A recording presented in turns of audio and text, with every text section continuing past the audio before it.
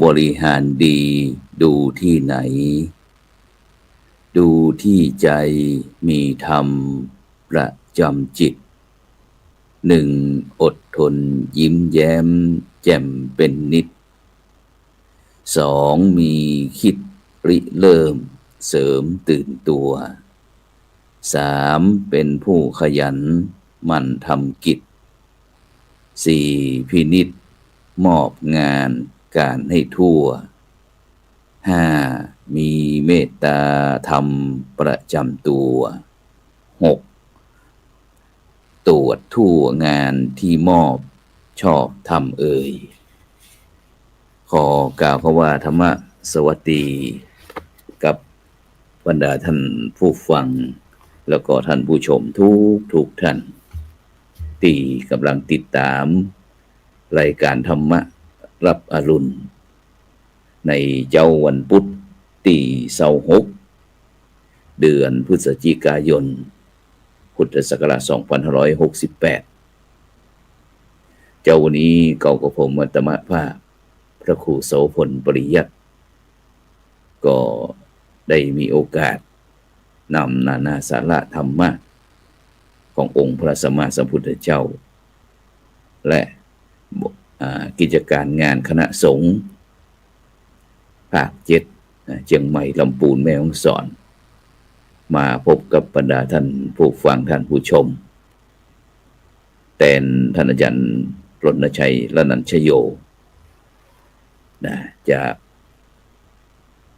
อำเภอเชียงดาวทำวัดธรรมวิเชียรซึ่งปกตินั้นท่านพระอาจารย์รณชัยละนันชโยนั้นก็จะนำธรรมะมาจากกับบรรดาท่านผู้ฟังท่านผู้ชมแต่ในภาคเจ้าวันนี้ติดศาสนากิจกำลังเดินต่างก็เลยมอบหมายถวายเวลาคือพระคุณโสพลปริยัติ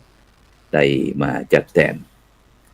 ซึ่งจะได้ก็ตามบรรดาท่านผู้ฟังทั้งหลายต้องขอบคุณอนุโมทนากับบรรดาท่านผู้ฟังท่านผู้ชมทุกท่านที่ติดตามตั้งช่องธรรมะเป็นทีมทีวีออนไลน์ทั้ง Facebook ทั้ง YouTube แล้วก็สถานีวิทยุเครือข่ายคลื่นสีขาวชาวประชา FM 104.50 เมกะเฮิรตซ์วัดฝายหินอำเภอเมืองจังหวัดเชียงใหม่ถึงบรรดาท่านผู้ฟังท่านผู้ชมถึงเมืองแป่เมืองน่านลำปางพะเยาเชียงรายแม่ฮ่องสอนลำพูนแล้วก็เชียงใหม่พร้อมถึงบรรดาท่านผู้ฟังท่านผู้ชมทั่วโลกที่กำลังติดตามหรือว่าอาจจะดูย้อนหลังซึ่งก็เป็นที่น่าอนุโมทนาที่จะขาดบ่ได้ก็คือสปอนเซอร์ผู้สนับสนุนก็คือมูลนิธิ1016เพื่อการกุศลโดยท่านอาจารย์เจ้าคุณพระวิสุทธิวัชราภรณ์ประธานมูลนิธิ1016เครือข่ายมูลนิธิโพธิยาลัยมูลนิธิลุ่มน้ำโขงพร้อมถึงศูนย์ไก่เกลี่ยข้อพิพาทภาคประชาชนคณะสงฆ์จังหวัดเชียงใหม่คณะสงฆ์จังหวัดเชียงใหม่โดยพระเดชคุณหลวงพ่อพระเทพสิงหวราจารย์ด็อกเตอร์ฝ่ายเผยแพร่พร้อมถึงมหาวิทยาลัยมหาจุฬาลงกรณราชวิทยาลัยเขตเชียงใหม่โครงการวัดประชารัฐสร้างสุขโครงการหมู่บ้านรักษาศีล5ซึ่งตอนนี้ก็ยังคงค้างการตรวจเยี่ยมโครงการวัดประชารัฐสร้างสุขซึ่งกำหนดก็ประมาณวันที่18ประมาณ18นี่ก็คณะกรรมการจากส่วนกลางก็จะเดินทางมาเยี่ยมหมู่วัดประชารัฐสร้างสุขต้นแบบที่วัดจังเขื่อนอำเภอเมืองเชียงใหม่ของเฮาฉะนั้นก็ในช่วงนี้ก็ต้องขอแสดงความเป็นห่วงใยกับพี่น้องต่างภาคใต้ที่ได้รับผลกระทบจากน้ำท่วม น้ำท่วมโดยเฉพาะพี่น้องตั้งสงขลาตั้งไต่ๆนะตั้งหาดใหญ่สงขลาเนาะวันนี้นะก็นักหนาสาหัสเหมือนกันเพราะว่าวันนี้นั้นก็ได้รับการประสานงานจากท่านอาจารย์พระครูประหลัดวัฒนวิมลคุณท่านอาจารย์พระมหาสุขนะก็ได้เป็นธุระเป็นภาระได้แจ้งข่าวนะประชาสัมพันธ์เกี่ยวกับพระเดชพระคุณหลวงพ่อพระพรหมเสนาบดีประธานคณะมหาเถรสมาคมกรรมการมหาเถรสมาคมรองประธานโครงการศีลห้าแห่งประเทศไทยพร้อมตั้งองค์การหมู่บ้านรักษาศีลห้าทั้ง4หนนะบอกว่าจะเป็นหนเหนือหนใต้หนกลางหนตะวันออกก็ได้ร่วม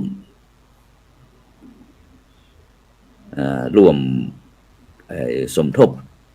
ช่วยเหลือนะผู้ประสบอุทกภัยภาคใต้นะซึ่งก็บรรดาท่านผู้ฟังท่านผู้ชมนะในช่วงนี้ก็ต้องส่งกำลังใจหรือว่าถ้าพอมีทรัพย์นะก็ส่งกำลังทรัพย์ด้วยก็ได้นะก็เพื่อที่จะได้แสดงถึงความหักความปรารถนาดีเนาะของพี่น้องประชาชนคนไทยทุกหมู่เหล่าฉะนั้นก็สามารถนะที่จะร่วมช่วยเหลือเกื้อกูลพี่น้องประชาชนคนไทยได้ถึงอยู่จะภาคไหนๆนะเฮาก็ไทยด้วยกันเพราะฉะนั้นเนี่ยบรรดาท่านผู้ฟังทั้งหลายน้ำบ่อน้ำคลองนะก็ยังเป็นรองน้ำใจน้ำในก็สู้น้ำใจพี่น้องประชาชนคนไทยมาได้นะเพราะประเทศไทยเฮานี่ถือว่าโชคดีนะที่มีสถาบันที่คอยกำคอยจูคอยประคับประคองเกี่ยวกับเรื่องการอยู่ร่วมกันนะฉะนั้นก็พี่น้องประชาชนคนไทยทุกผู้ทุกคนก็เจิญเลยเนอะนะเจิญได้เลยถึงโดยวันนี้ก็ออกอากาศที่อาคารพระธรรมสิทธาจารย์นูทาวโลวัดพระสิงห์วรมหาวิหารก็ค่อนข้างที่อากาศจะเย็นนะตั้งเหนือเฮานี่เย็นแต่ในภูในดอยนี่ก็คงจะติดลบนะคงจะติดลบฉะนั้นก็สร้างฝากความปรารถนาดีไปดึงบรรดาท่านผู้ฟังท่านผู้ชมนะช่วยดูแลเรื่องสุขภาพเพราะว่าในปัจจุบันนี้ถ้าเฮาดูตั้งนอกเฮาบ่ได้ไปโรงพยาบาลลงยาเฮาก็มองว่าเป็นเรื่องปกติแต่ถ้าเฮาได้มีโอกาสเข้าไปทางโรงพยาบาลต่างๆนะเฮาก็จะหันว่าโอ้มันไม่ปกติแต่ว่านี่ได้มีโอกาสเดินทางไปที่โรงพยาบาลแปรเพื่อไปเยี่ยมน้องบ่าวบอกว่าน้ำท่วมปอดนะก็ไปแล้วโอ้ยนะแม้แต่ห้องที่พักผ่อนนะพักผ่อนหรือว่าเป็นที่ฮือญาติเยี่ยมเป็นที่พักเนี่ยก็บอกว่างบรรดาท่านผู้ฟังทั้งหลายนะโรงพยาบาลต่างๆจำเป็นที่จะต้องเอาเตียงเอาตังอะไรอย่างต่างขยายออกมาที่รับรองที่พักของญาติเพราะว่าในปัจจุบันนี้ผู้ป่วยนักบรรดาท่านผู้ฟังทั้งหลายนะฉะนั้นนี่ก็เป็นเรื่องที่เป็นห่วงเป็นใยเกี่ยวกับเรื่องการดูแลสุขภาพของพี่น้องประชาชนคนไทยโดยเฉพาะเขามีตึงรัฐบาลมีตึงกระทรวงสาธารณสุขต่างๆนะแต่การดำเนินชีวิตของพี่น้องประชาชนคนไทยของเขาก็ยังค่อนข้างที่จะขาดแคลนลำบากฉะนั้นก็อยากจะให้ผู้ที่มีส่วนรับผิดชอบเนี่ยได้ดูแลแบบจริงๆจังๆนะอย่าทำงานแต่เอาปากทำไปวันๆนะจะต้องเน้นเรื่องผลงานฉะนั้นเนี่ยบรรดาท่านผู้ฟังทั้งหลายถึงบอกว่าสักว่าผู้บริหารดีดูที่ไหนดูที่ใจมีธรรมประจำจิต1อดทนยิ้มแย้มแจ่มเป็นนิด2มีความคิดริเริ่มเสริมตื่นตัว3เป็นผู้ขยันหมั่นทำกิจ4พินิจมอบงานการให้ทั่ว 5มีเมตตาธรรมประจำตัว6ตรวจทั่วงานที่ชอบทำเพราะฉะนั้นเนี่ยบรรดาท่านผู้ฟังทั้งหลายถึงแม้ว่าสังคมในยุคปัจจุบันนี้ของเฮานั้นก็ค่อนข้างที่จะมีปัญหาเช่นเดียวกันเพราะว่าอยากจะฝากเตือนสติไปถึงพี่น้องประชาชนคนไทยทุกท่านนี่แหละบอกว่าประเทศไทยเนี่ยปัจจัยของครอบครัวใดปัจจัยครอบครัวหนึ่งปัจจัยของสถาบันใดสถาบันหนึ่งที่จะต้องมาบริหารตามใจตัวเองเนี่ยฉะนั้นเนี่ยแม่บรรดาท่านผู้ฟังทั้งหลายแม้แต่คณะสงฆ์ของเฮาก็ต้องไปดูแลทุกสุขพี่น้องประชาชนฉะนั้นเรามีสถาบันชาติศาสนาพระมหากษัตริย์ที่คอยบำบัดทุกข์บำรุงสุขฉะนั้นเนี่ยบรรดาท่านผู้ฟังทั้งหลายการที่จะให้ประชาชนคนไทยของเราเนี่ยมีความสุขตามอัตภาพตามสิ่งที่ควรจะได้ควรจะมีเนี่ยมันก็อยู่ที่ผู้บริหารประเทศฉะนั้นเนี่ยบรรดาท่านผู้ฟังทั้งหลายคำว่าบริหารเนี่ยมาจากคำภาษาบาลีว่าปริบวกหาละแปลว่าบริหารนี่นะบริหารนี่นะ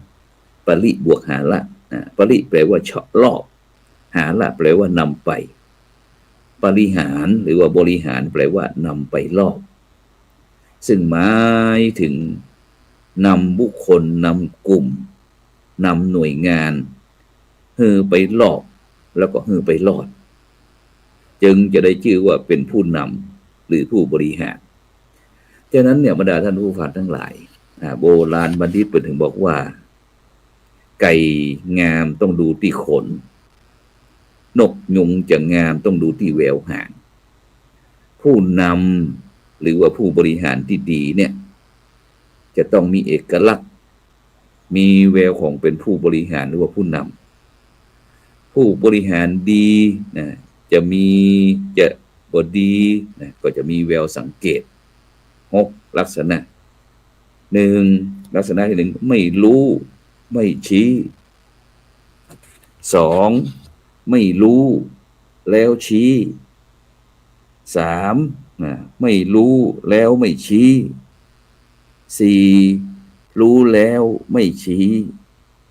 5ชี้แล้วไม่รู้6รู้แล้วจึงชี้บ่ฮู้บ่ชี้นี่หมายถึงเป็นลักษณะของคนที่บ่รับผิดชอบบรรดาท่านผู้ฟังทั้งหลายไม่รู้ไม่ชี้นะเป็นคนที่บ่รับผิดชอบเป็นผู้นำบ่ได้2ไม่รู้แล้วชี้เปิ้นฮ้อมบอกว่าเป็นคนที่อวดดีอวดดีหลงตัวฉันนี่ร่ำรวยฉันนี่มีเงินมีทองฉันนี่มีอำนาจนี่เป็นต้นนี่คือไม่รู้แล้วชี้เป็นผู้นำบ่ได้เหมือนกัน3ไม่รู้แล้วก็ไม่ชี้คนจำพวกนี้ซื่อตรงรู้จักประมาณตนเองจำพวกที่4รู้แต่ไม่ชี้นี่ก็เป็นผู้นำบ่ได้เพราะเป็นพวกที่เห็นแก่ตัวเห็นแก่พวกพ้องแม้แต่สมบัติราชการก็พยายามที่จะเบียดจะบังเอาไปเป็นของตนเองนี่เป็นผู้นำไม่ได้เห็นแก่ตัวรู้แต่ไม่ชี้จำพวกต่อไปคือชี้แต่ไม่รู้เป็นผู้ที่อย่างในปัจจุบันเนี่ยบรรดาท่านผู้ฟังทั้งหลายออกกันมาท่านั้นท่านี้เป็นผู้ที่ไม่รู้จริงฮู้บ่แท้ของปลอมของเทียมแล้วสุดท้ายก็คือรู้แล้วชี้อย่างที่ในปัจจุบันที่บรรดาท่านผู้ฟังทั้งหลายอย่างที่พระสงฆ์องค์เจ้าต่างๆได้ออกมามาจาเป็นกำลังอกกำลังใจคือพี่น้องประชาชนคนไทยคือหูจักเอานำหลักศีลหลักธรรมไปประยุกต์ใช้ในการดำเนินชีวิตเพื่อที่จะได้มีความสุขแบบยั่งยืนดำเนินชีวิตด้วยความไม่ประมาทเป็นลักษณะของบัณฑิตทำได้ดูออกบอกถูกแล้วก็ทำให้หันเพราะฉะนั้นเนี่ยบรรดาท่านผู้ฟังทั้งหลายในบ้านในเมืองของเฮานี่โดยเฉพาะ เฉพาะผู้บริหารหรือผู้นำในเมืองไทยแต่ละท่านแต่ละคนเนี่ยก็น่าเป็นห่วงเหมือนกันน่าเป็นห่วงเหมือนกันโดยเฉพาะในวันนี้ในปัจจุบันเนี่ย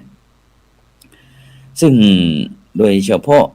เรื่องหลายท่านหลายคนก็บ่ฮู้บอกว่าบ่ฮู้จะคัดแยกเรื่องความดีนะความบ่ดีจะได้ซึ่งโดยเฉพาะเนี่ยบรรดาท่านผู้ฟังทั้งหลายนะบอกว่าผู้นำเนี่ยนะจะต้องเป็นห้องว่าจะต้องมีแววบางท่านบางคนใช้แววตั้งแต่เป็นละเด็กละอ่อนเป็นละผู้นำตั้งแต่เป็นละอ่อนน้อยอยู่จะพอหู้ความนี่เด้อหรือว่ามีเอกลักษณ์ของผู้บริหารหรือว่าผู้นำเพื่อที่จะให้ท่านทั้งหลายได้หู้ได้จำง่ายๆผู้บริหารน่าจะต้องมีหน่วยจะนำหน่วยงานไปรอดหรือบ่รอดเนี่ยผู้บริหารจะต้องรู้งานดีทำงานดีไม่มีบกพร่องนะต้องโดยเฉพาะเรื่องความสุจริตนี่แน่นอนบรรดาท่านผู้ฟังทั้งหลายสังคมบ้านเฮาในปัจจุบันที่มันมีปัญหาคือไม่สุจริตประพฤติบ่ดีเป็นทุจริตถ้าสุจริตนี่ดีแต่ทุจริตทุชั่วยากเนี่ยชั่วนี่บ่ดีมีมิตรมีความสัมพันธ์ฮู้ว่างานก็คือชีวิตอันเนี้ยเพิ่นถึงบอกว่าในปัจจุบันเนี่ยถึงมีหลักสูตรต่างๆในสถานศึกษาถึงประถมมัธยมอุดมศึกษาต่างๆเนี่ยเพิ่นก็จะมีเรื่องการบริหารการจัดการต่างๆฉะนั้นเนี่ยบรรดาท่านผู้ฟังทั้งหลายนะฮู้งานดีก็จะต้องมีความเข้าใจฮู้วิธีประพฤติปฏิบัติงานแล้วก็ฮู้จังลึกซึ้งฮู้จริงฮู้แท้บ่ใช่ฮู้งูป่าๆแบบปัจจุบันเนี่ยนะ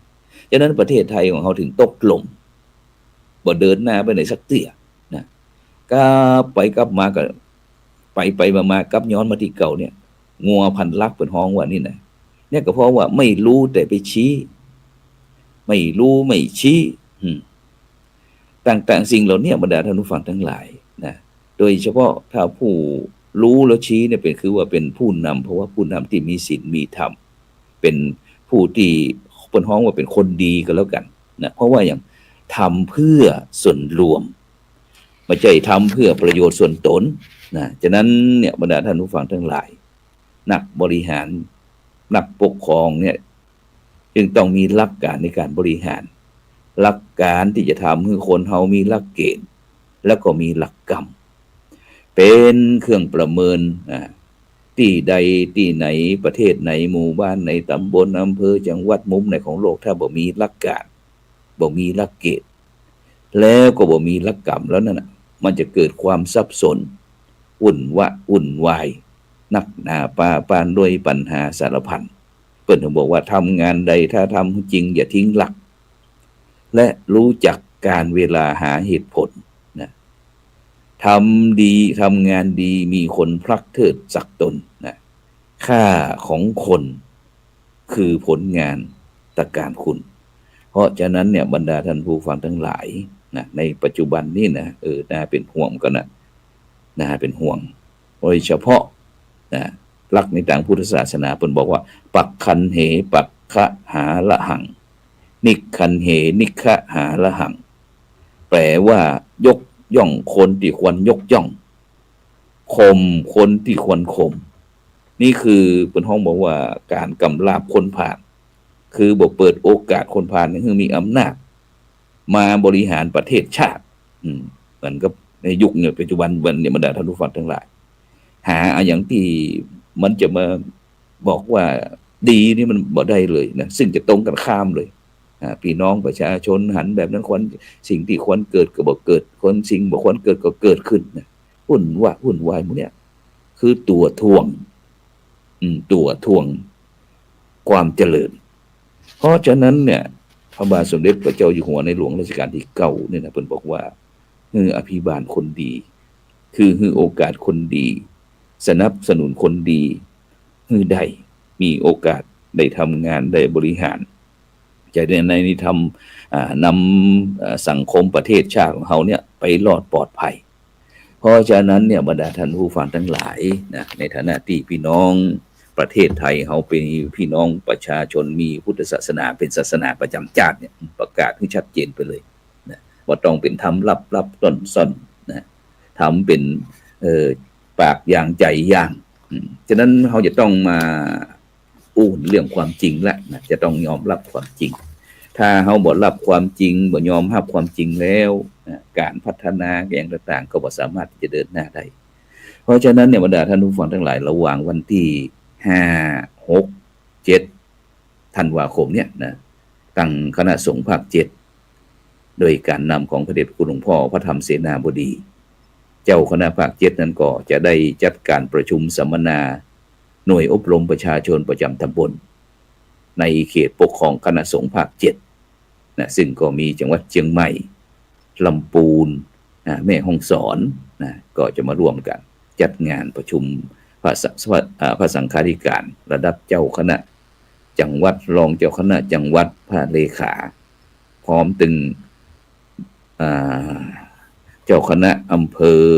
รองเจ้าคณะอำเภอรองเจ้าคณะจังหวัดเนาะพร้อมถึงประธานหน่วยอบรมประชาชนประจำตำบลนะซึ่งโดยเฉพาะในวันที่5ซึ่งถือว่าเป็นวันป้อแห่งชาติเป็นวันที่สำคัญที่หน่วยงานทั้งภาครัฐภาคเอกชนถึงคณะสงฆ์พระสงฆ์นิกรทุกหมู่เหล่าก็จะได้ทำความดีถวายแก่ในหลวงรัชกาลที่9ของเราฉะนั้นก็เวลาบ่าย2 โมงนะตั้งคณะสงฆ์ภาค7นะก็จะได้ไปรวมกันที่ศูนย์หน่วยอบรมประชาชนประจำตำบลคณะสงฆ์ภาค7นะที่วัดดอยสัพพัญญูตำบลดอนเป่าอำเภอแม่วางจังหวัดเชียงใหม่หลังจากนั้นก็จะได้มีการสวดพระพุทธมนต์หลังจากนั้นก็จะได้มีพิธีเปิดงานเสร็จแล้วก็ได้ร่วมกันชมนิทรรศการหน่วยอบรมประชาชนจะประจำตำบลหมู่บ้านรักษาศีล5ดีเด่นวัดประชารัฐสร้างสุขต่างๆก็จะได้นำผลงานมาจัดแสดงที่บริเวณศูนย์ห้องประชุม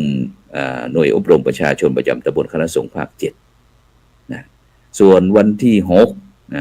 6 ธันวาคมนี่ก็จะเป็นการตรวจข้อสอบธรรมศึกษาจันตีนะคณะสงฆ์ภาค7นะซึ่งจะมีการสอบธรรมศึกษาวันพรุ่งนี้ทั่วประเทศวันพรุ่งนี้นะวันพฤหัสบดีที่27 พฤศจิกายนเนี่ยนะแม่กอง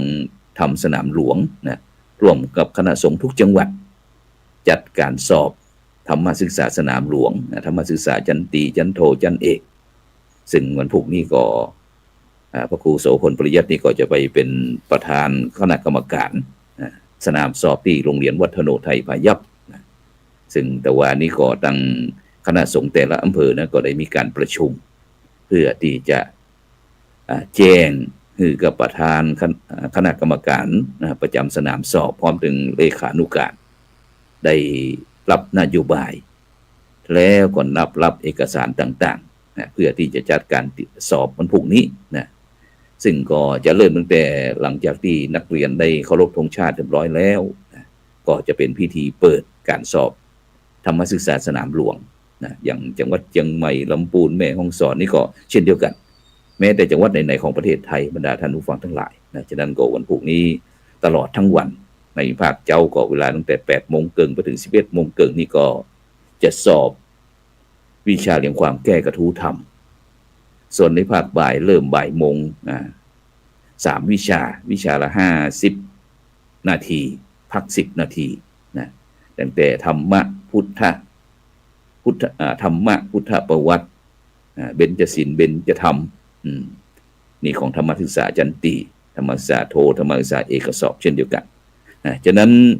วันพรุ่งนี้ตลอดทั้งวันตลอดทั้งวันก็คงจะต้องอยู่ที่โรงเรียนวัฒโนไทยพยัพซึ่งวันพรุ่งนี้ก็โรงเรียนวัฒโนไทยพยัพนั้นก็ได้รับความเมตตา จากพระเดชคุณหลวงพ่อพระเทพสิงหวราจารย์ด็อกเตอร์รองเจ้าคณะจังหวัดเชียงใหม่เจ้าอาวาสวัดพระสิงห์วรมหาวิหารก็จะเดินทางไปเป็นประธานเปิดเป็นตัวแทนของพระเดชคุณหลวงพ่อพระธรรมเสนาบดีเจ้าคณะภาค7ได้มอบหมายบอกช่วยเป็นธุระเป็นภาระนะเพราะว่ามันพวกนี้ก็ทุกสนามก็จะเปิดพร้อมกันทั่วประเทศนะหลังจากนั้นก็จะมีพิธีมอบประกาศนียบัตรแก่นักเรียนแล้วก็คุณครูที่สอบผ่านธรรมศึกษาของปี2567นะแล้วก็พวกนี้ก็ได้เจิญถึงวัฒนธรรมจังหวัดเชียงใหม่ทั้งผู้อำนวยการสำนักงานพุทธศาสนาจังหวัดเชียงใหม่นะก็พากันเดินทางไปให้กำลังใจกับบรรดาลูกๆนักเรียนนะพร้อมถึงคณะผู้บริหารสถานศึกษานะเพื่อที่จะเป็นส่วนหนึ่งในการที่จะคัดเกลาลูกๆบุคลากรของประเทศไทยเขาเนี่ยได้มีความรู้กู้คุณธรรมนะเสริมเติมเต็มนะเพื่อที่จะสามารถนำพาประเทศชาติของเขาให้อยู่รอดปลอดภัยนะฉะนั้นก็วันพรุ่งนี้ก็ตลอดทั้งวันเด้อนะเชิญชวนหน่วยงานทั้งภาครัฐภาคเอกชนไปร่วมกันแล้วก็ถึงวันที่6ธันวาสอบธรรมศึกษาก็เลยล้วนตรวจข้อสอบธรรมศึกษานะส่วนวันที่7ธันวาคมนี่ก็ในภาคเจ้าทางภาคเจ้านี่ก็จะเป็นการนั่นสัมมนาเกี่ยวกับหน่วยอบรมประชาชนประจำตำบลซึ่งก็จะนิมนต์ประธานหน่วยอบรมประชาชนประจำตำบลตั้ง3จังหวัดเชียงใหม่ลำพูนแม่ฮ่องสอนที่เขาร่วมเพื่อที่จะได้ดูว่าการทำงานของหน่วยอบรมประชาชนประจำตำบลเนี่ยในปัจจุบันเนี่ยจะต้องตัดทอนเสริมเติมเต็มตรงไหนนะจี้จุดอ่อนเสริมจุดแข็งนะเพื่อผลประโยชน์นั้นตกกับพี่น้องประชาชนที่นับถือพุทธศาสนาแล้วก็ในภาคบ่ายนั่นก็จะเป็นประชุมคณะสงฆ์ภาค7นะจากนั้นก็แจ้งประชาสัมพันธ์ให้ท่านทั้งหลายได้รับทราบจากนั้นเนี่ยบรรดาท่านผู้ฟังทั้งหลายนะนอกจากนั้นก็สักครู่หนึ่งก็ยังมีงานอยู่นะงานที่ประชุมปฏิบัติการเกี่ยวกับการอพยพย้ายถิ่นสิทธิการคุ้มครองแล้วก็สิทธิคุ้มครองเด็กก็คือสามเณรเนี่ยนะสำหรับผู้ประสานงานคุ้มครองตั้งศูนย์การเรียนโพธิยาลัยนะแล้วก็เจ้าอาวาสนะที่โรงแรมฮอลิเดย์การ์เด้นเชียงใหม่นี่ก็ผู้สวนก็ไปก่อนวันที่24 25 26 3วันเนี่ยบรรดาท่านผู้ฟังทั้งหลายวันนี้เกินวันนะเดี๋ยวสักกำหนึ่งก็หลังจากจัดรายการแล้วก็จะแวบไปเยี่ยมเปิ้นอย่างกำหนึ่งนะส่วนเดี๋ยวก็ต้องเตรียมสนามสอบในแรงนี้ก็จะต้องเข้าไปเคลียร์พื้นที่นะทางโครงการคณะกรรมการได้เข้าไปเคลียร์พื้นที่เพื่อที่จะจัดการสอบในวันพรุ่งนี้ฉะนั้นบรรดาท่านผู้ฟังทั้งหลายก็ช่วยเป็นธุระเป็นภาระนะคอยสอดส่องดูแลความเรียบร้อยในบ้านในเมืองของเขามีหน้าที่อย่างก็ทำหน้าที่นะคือดีที่สุดฉะนั้นก็ในเจ้าวันนี้ก็ได้นำนานาสาระตึงธรรมะตึงการตึงงาน เป็นที่สนองงานของพระสังฆเจ้าก็มาจากให้ท่านทั้งหลายได้รับทราบเพื่อที่จะได้ร่วมอนุโมทนาฉะนั้นก็ในเจ้าวันนี้ก็เวลาหมดเวลานะก็ขอนำรายการจากบรรดาท่านผู้ฟังไปก่อนก็พบกันในคืนวันศุกร์เสาร์อาทิตย์ศุกร์เสาร์อาทิตย์นี่ก็วันศุกร์ก็จะเป็นรายการสังฆพัฒนาเพื่อประชาชนนะวันเสาร์ก็เป็นรายการพระพุทธศาสนา4แผ่นดินวันอาทิตย์ก็เป็นรายการเห็นธรรมเห็นเราเห็นธรรมแล้วก็ทุกเจ้านะจันทร์ถึงอาทิตย์นะทุกวันนะเวลาตั้งแต่ 7 โมงถึง 7 โมงครึ่งก็จะพบกับรายการธรรมะรับอรุณนะซึ่งได้กราบนิมนต์คณะสงฆ์ผ่านนักเผยแผ่ต่างๆได้นำนานาสาระธรรมะนะพร้อมตึงการงานต่างๆกิจการงานต่างๆตั้งคณะสงฆ์ตั้งภาครัฐภาคเอกชนต่างๆมาจากกับบรรดาท่านผู้ฟังนะฉะนั้นก็เจ้านี้ก็ขอกล่าวคำว่าอายุวันโนสุขังพระลัง